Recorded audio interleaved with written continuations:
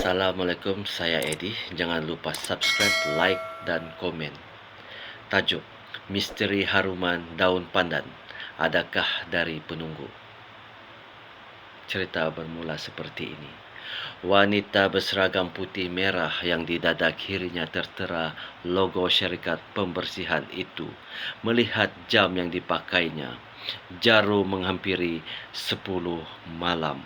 Hanya berbaki sejam sahaja waktu kerjanya akan habis di sebuah hospital di utara tanah air.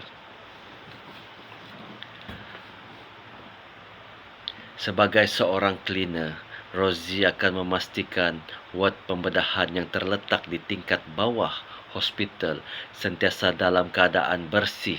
Begitu juga rutin Rosie bersama 4 lagi rakannya. Sudah lebih 15 tahun dia bertugas di situ.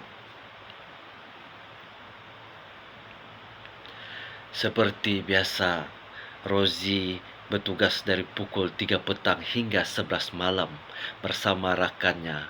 Tapi entah mengapa malam itu berasa sedikit canggung. Hujan yang mula renyai bertukar menjadi lebat, diiringi petir sambung menyambung. Tiba-tiba, "Rosie, lebat betul hujan malam ni. Seram pula aku," kata Hasna, rekan Rosie. Sambil berbual, mereka berdua tetap menyapu dan mengelap lantai wad pembedahan bersalin.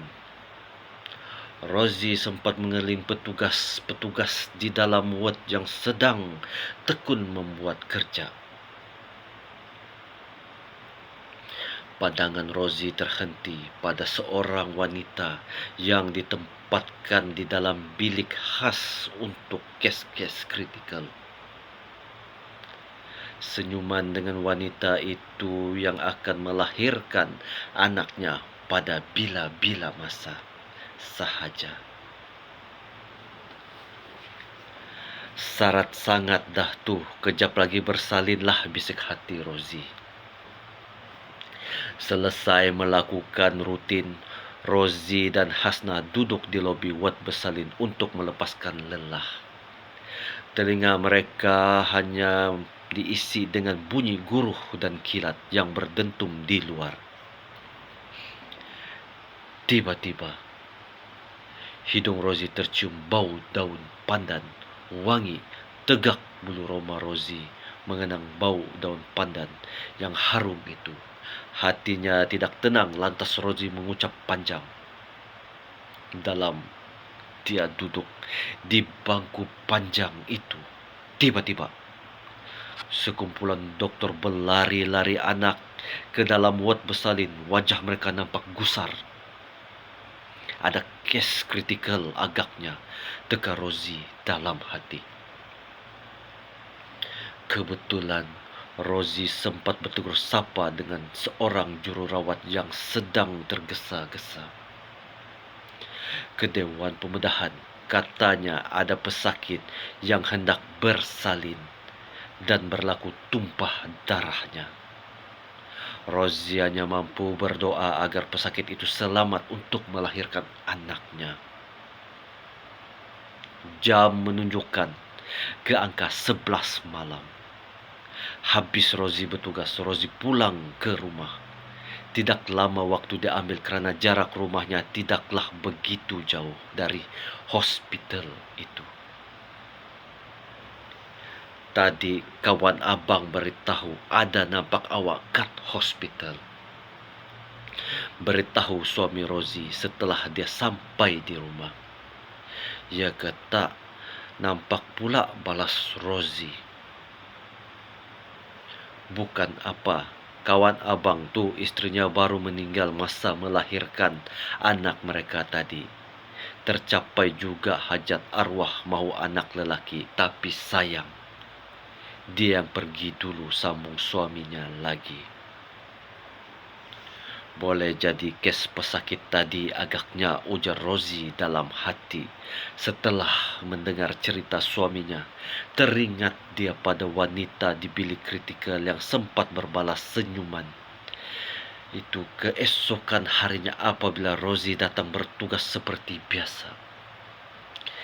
Dia dapat tahu memang ada seorang wanita meninggal dunia malam tadi akibat pendarahan semasa mahu melahirkan bayi lelakinya. Malam itu juga mereka uruskan jenazah wanita tersebut. 3 hari selepas kejadian itu, Rozi meneruskan kerja seperti biasa selepas mencuci bilik mesyuarat di bahagian atas wad bersalin. Rozi melalui koridor wad di situ. Masih awal, jam baru menginjak pukul 6 petang. Ketika itu, Rozi nampak seorang pesakit wanita yang duduk di kawasan koridor itu. "Adik, tak boleh duduk di sini. Ini kawasan pekerja sahaja," tegur Rozi. Wanita itu hanya tersenyum sepatah tidak menjawab. Kakinya yang terjuntai diayun perlahan. Melihat tiada respon daripada pesakit itu, Rozi pun pergi ke kaunter wad bersalin. "Nurse, cuba tengok. Ada pasien perempuan tengah duduk berjuntai kat koridor." Lalu staf itu adu Rozi. Selang beberapa minit, petugas yang pergi ke situ datang semula. "Mana adakah tak ada seorang pun kat situ," kata petugas itu. Tadi memang ada kat situ," dakwa Rozi bersungguh-sungguh. "Tak adakah puas saya cari. Tak ada siapa pun," balas petugas itu lagi. Serta merta, bulu roma Rozi tegak berdiri. Jantungnya berdegup kencang. Rozi hanya mampu menelan air liurnya. Di matanya seolah-olah terlayar satu persatu peristiwa berlaku kemarin. Baru dia ingat senyuman pesakit wanita tadi serupa dengan wanita di bilik kritikal yang bertentang mata dengannya pada malam dia bertugas 3 hari yang lalu. Rozi teringat kisah yang diceritakan suaminya tentang istri rakannya yang meninggal pada malam itu. Adakah wanita yang membalas senyuman itu istrinya? Tapi bagaimana pula dengan bau daun pandan yang terhidu malam itu? Rozi teringat kata-kata orang tua. Kononnya bau haruman pandan yang datang tiba-tiba itu adalah dari penunggu yang tiba apabila ingin menyambut roh bayi atau ibu yang akan meninggal saat bersalin. Benarkah begitu? Kisah di atas diceritakan oleh Rozi Rashid sewaktu diwawancara Mestika beberapa tahun yang lalu. Rozi ketika itu, terima kasih. Semoga Anda semua terhibur dengan cerita ini. Salah dan silap saya minta maaf. Sampai di sini sahaja. Assalamualaikum warahmatullahi taala wabarakatuh.